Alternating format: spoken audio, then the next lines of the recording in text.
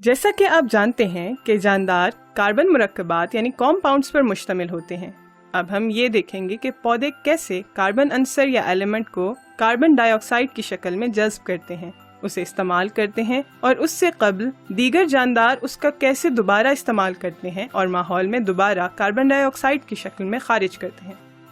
تو اس کے لیے ہم کاربن ڈائی آکسائیڈ گیس سے آغاز کرتے ہیں۔ کیا آپ جانتے ہیں کہ ہوا میں اس کی مقدار کتنی ہے؟ ہوا میں کاربن ڈائی آکسائیڈ کی مقدار تقریباً 0.04% ہے، لیکن سینکڑوں سال قبل ہمارے رکازی ایندھن یعنی فاسل فیولز استعمال کرنے سے پہلے یہ صرف 0.028% پائی جاتی تھی۔ آپ کے نزدیک یہ زیادہ نہیں ہوگی، لیکن یہ پودوں کے لیے ضروری اعضاء، پانی سے نمکیات اور سورج سے توانائی جذب کرنے والے حصوں کی نشو و نما کے لیے کافی تھی۔ پودے سورج کی روشنی کا استعمال کرتے ہوئے آکسیجن کو پانی اور کاربن ڈائی آکسائیڈ سے کھینچتے ہیں، جس سے کاربن الگ ہو جاتی ہے۔ یہ عمل پودے کے پتوں میں موجود سبز تکونیوں یا سبز مائع یعنی کلوروپلاسٹ میں انجام پاتا ہے۔ اس تعامل یا ری ایکشن کو کیا کہتے ہیں؟ شاید یہ دنیا کا سب سے اہم ری ایکشن ہے۔ جب تک آپ اپنا جواب سوچ رہے ہیں، ویڈیو کو پاز کر دیں۔ یہ تعامل ضیائی تالیف یا فوٹو سنتھسس کہلاتا ہے۔ بہت خوب۔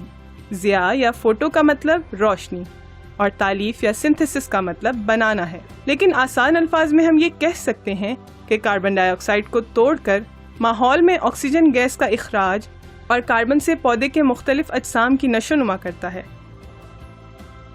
اور جانور ان پودوں اور دوسرے جانوروں کو کھا کر کاربن حاصل کرتے ہیں، اور اس سب کے لیے توانائی یعنی انرجی کی ضرورت ہوتی ہے۔ زندگی کے ان تعاملات کو چلانے کے لیے پودے اور جانور ہوا سے آکسیجن جذب کرتے ہیں اور اسے کاربن سے ملا کر کاربن ڈائی آکسائیڈ میں تبدیل کر کے ماحول میں خارج کر دیتے ہیں۔ کیا آپ جانتے ہیں کہ توانائی خارج کرنے والے اس عمل کو کیا کہتے ہیں؟ جواب سوچنے کے لیے ویڈیو کو پاز کیجیے۔ تو اس عمل کو عمل تنفس یا ریسپریشن کہتے ہیں۔ یہاں ان اعمال کو سادہ انداز میں یوں پیش کیا گیا ہے۔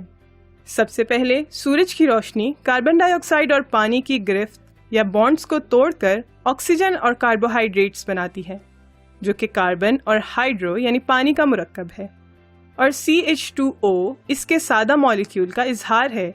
یہ فوٹو سنتھسس ہے۔ اب توانائی کاربوہائیڈریٹس کی شکل میں ذخیرہ ہے اور پودا اس سے اپنے مختلف حصوں کی نشو و نما کر سکتا ہے۔ توانائی حاصل کرنے کے لیے انہیں صرف اس عمل کو مخالف سمت میں چلانا ہوگا اور آکسیجن اور کاربوہائیڈریٹس کو دوبارہ جوڑنا ہوتا ہے، جس سے کاربن ڈائی آکسائیڈ اور پانی بنتا ہے۔ اس عمل کو ریسپریشن کہتے ہیں۔ آئیں ان دونوں اعمال کو مزید تفصیل سے جانتے ہیں۔ ان دونوں کو عام درجہ حرارت پر فعال یا ایکٹیویٹ ہونے کے لیے عمل انگیز یعنی کیٹلسٹ کی ضرورت پڑتی ہے، جنہیں خامرے یا انزائمز کہتے ہیں۔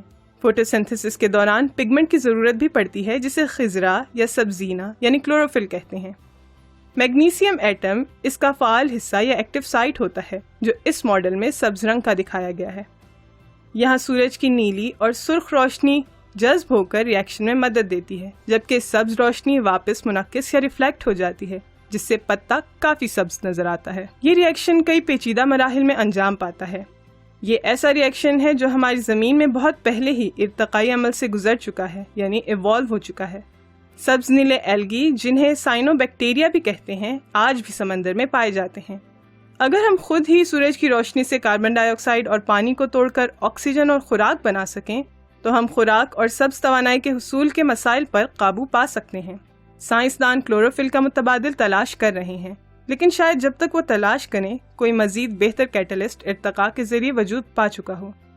عمل تنفس کو بھی آکسیجن اور کاربوہائیڈریٹس کو جوڑنے کے لیے انزائمز کی ضرورت پڑتی ہے۔ پودوں اور جانوروں کے خلیوں یعنی سیلز میں موجود خیتی ذروں یعنی مائٹوکونڈریا میں بہت سے ری ایکشنز انجام پاتے ہیں۔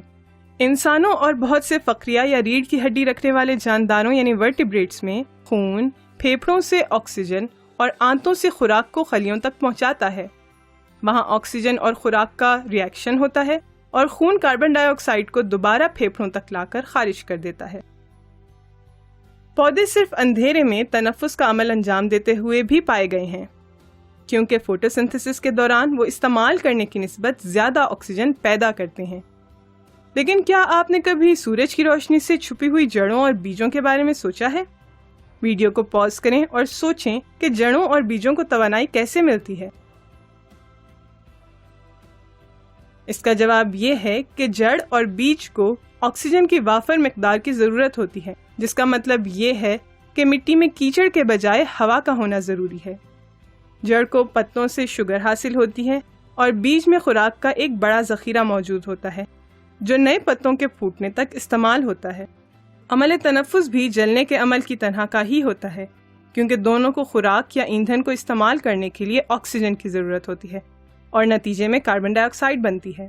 عمل تنفس کا ری ایکشن عام درجہ حرارت پر جسم کے خلیوں میں انزائمز کی موجودگی میں انجام پاتا ہے، جبکہ جلنے کے عمل میں کوئی کیٹالسٹ استعمال نہیں ہوتا اور یہ بہت زیادہ درجہ حرارت پر انجام پاتا ہے۔ تاہم دونوں عمل توانائی خارج کرتے ہیں۔